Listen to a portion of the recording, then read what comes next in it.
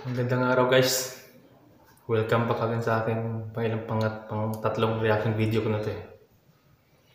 Magre-react ako dito sa isang video ng bagong sumisikat na singer ng Pinas ngayon. Ismael. Wala akong hilig sa rap pero nung napanood ko yung kanta nito, nagustuhan ko eh kasi parang rap na may halong rock no. So galing ng pagkakanta niya. Ang ganda ng message ng kanta. Kaya gustuhan ko yung try ko mag-react. Panoorin natin. Mga kababayan! Wish Turn up! 1075. Tayo Pilipino, kahit anong kulay ng balat, isa sa puso, mapatagalog, Bisaya o Ilocano. Yung kanta na guys, pakinggan yung mabuti. No? Panalo yung pamagat ng kanta niya, panalo. Talaga namang panalo din talaga yung kanta niya. Talagang tago sa puso. Bago ako nag-react nito, pinanood ko na ito ng buo eh. Kaya nagustuhan ko talaga to kasi talagang yung kanta. Hindi siya yung kagaya ng ibang rap na, yung parang ibang mga rap na mga walang kwenta-kwenta, yung basta-basta na lang magkaroon ng kanta, no? Yung talagang parang walang kwentang mga kanta na rap. Yung ayaw ko ng ganong kanta. Ito, kaya nagustuhan ko to kasi talagang tago sa puso yung kanyang yung ibig sabihin ng kanta niya. Para sa Pilipino, yung para sa ang tawag nito. Basta para sa Pilipino. Pakinggan ulit natin. Walang tatalo sa bagsik ng ating dugo, isigaw ng malakas ang ating panalo. Huwag nang pag-usapan ng mga negatibo, pangyayari sa mga panikana. Parang talagang para sa ugali natin mga Pilipino. Yung mahilig tayong magkikialam, no? Mahilig tayong manglait, mahilig tayong mag-discriminate, no? Parang kagaya ng ganyan yung ganyan yung ibig sabihin ng kanta niya. Talagang tatamaan dito sa mga kanta niya, sa mga bawat lyrics ng kanyang kanta. Saka hindi lang para sa yung kasama din sa nito yung pag ating yung ating mga bayani, no? Talagang maganda tong kantang to. Wala lang akong masabi.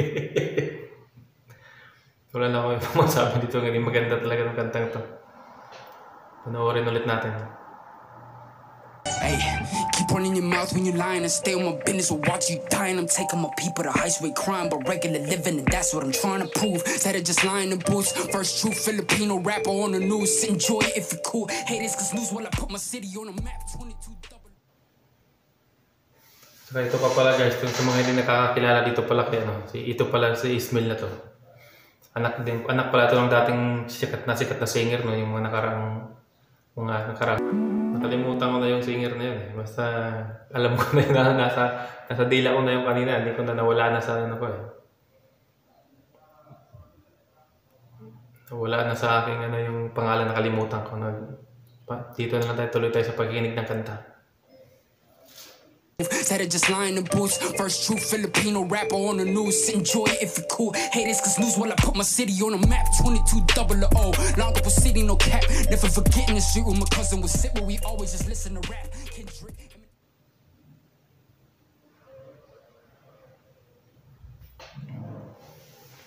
Ang ganda ng pagkakanta niya, mga bitaw ng lyrics niya. Wala pa ulit-ulit naman ito maganda. Basta yung mga magaganda yung mga binitawan niyang kanta. Maganda pakinggan. Yung kahit wala kang hilig sa rap, pero pag napakinggan mo yung kanta niya, parang kwento ng bawat Pilipino. Kwento ng bawat isa sa atin, yung mga naranasan natin nung tayo mga bata pa. Saka yung mga naranasan yung bansa natin, yun yung kwento niya. Kaya kahit wala kang hilig sa rap, mapapakinggan mo tong kanta niya, magugustuhan mo. Kasi ako wala talaga ako kahilig-hilig sa rap eh. Pero nung nakita ko to sa Wishbus, sa Wishbus, pinanood ko. Kasi nakita ko yung panalo yung pamagat ng kanta niya. Medyo na-curious ako, pinanood ko yung kanta. Tapos yun, nagustuhan ko yung niya. Basta buong mga rap na to, ito yung pinaka nagustuhan ko. Kasi talagang wala akong kahilig-hilig sa rap. Pero nung napakinggan ko to, nagustuhan ko agad siya, lalo na nung nalaman ko din na anak din pala ito ng sikat na singer. Pero nakalimutan ko kung sino yung singer na yan. I-search ko na lang.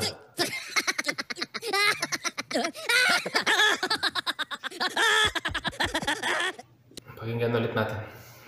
Had a homie, he was crippin'. Ain't got no love for the people who talk over songs when they claiming to listen. These bars never done. 3 stars in the sun. Ayy, blue, red, Drake down on the flag. No, we never fear none. Most of us didn't grow up. Bilis-bilis ng ano yan. Talagang bibihira lang ang mga ano nito. Magiging balang araw, magiging kagaya ito sa kasikatan nila ni rapper na yan. Francis Magalona, sa Glock 9. No? Baka maging malampasan pa niya to kasi hindi lang siya magaling kumanta.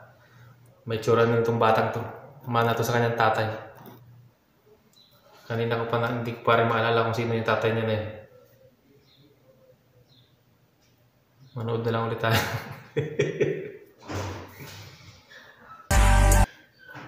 Usapan ng mga negatibo, pangyayari sa mga panika nasa mundo. Kinabukasan na natin to. Wish exclusive on Wish 107. Isigaw ng malakas ang ating panalo daw. No? Kasi ganyan tayo eh.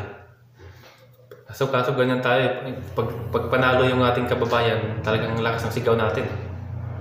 Pero pag natalo na siya, wala na. Puro panglalait na tayo. Yung talagang lahat ng klaseng patama sa kanta niya, matatamaan ka talaga. Kaya kagaya kung may tama na. Hindi ko na malaman kung sasabihin ko. Kasi makagawa lang tayo ng reaction nito, bahala na. Pang-upload din. Pang-dagdag sa upload. Pero kung pakikinggan nyo, sa mga hindi pa nakapakinggan, nakapakinig ng kanta niya, nasa Wishbus yung kanta niya sa Wishbus. Kaka 20 million na siya 6 days. So 20 million yung nanonood sa kanya. Ano. Pero talagang maganda itong kantang to. Kahit wala kang hilig sa rap, talagang mahihiligan mo. Wala na ako masyadong ano dito eh. Kasi paulit-ulit lang ng mga aking mga sinasabi. Pero talagang magaling. Subukan yung kung hindi nyo pa napakinggan, subukan yung pakinggan. Lalo na din kumalang mga walang hilig sa rap. Subukan yung pakinggan, magugustuhan nyo itong kantang to. Si Ismail ang kumanta nito, si Ismail. 6 days pa lang kinanta niya sa Wishbus, nasa US to siya. Kinanta niya sa Wishbus to US. Ayan. Bagong sumikat agad yung kanta niya. Nag-number 4 yata to sa ano. So, sa buong Pilipinas o sa worldwide. Hindi ko masyadong kapag-search basta may nadali ko na mag-react. Kasi wala na akong may upload. Pero guys, isa-suggest ko sa inyo itong kanta na to. Pakinggan nyo. Talagang hindi ka mapapahiya. Hindi tayo mapapahiyang Pilipino. Magiging proud talaga tayo na Pilipino tayo nito sa kantang to.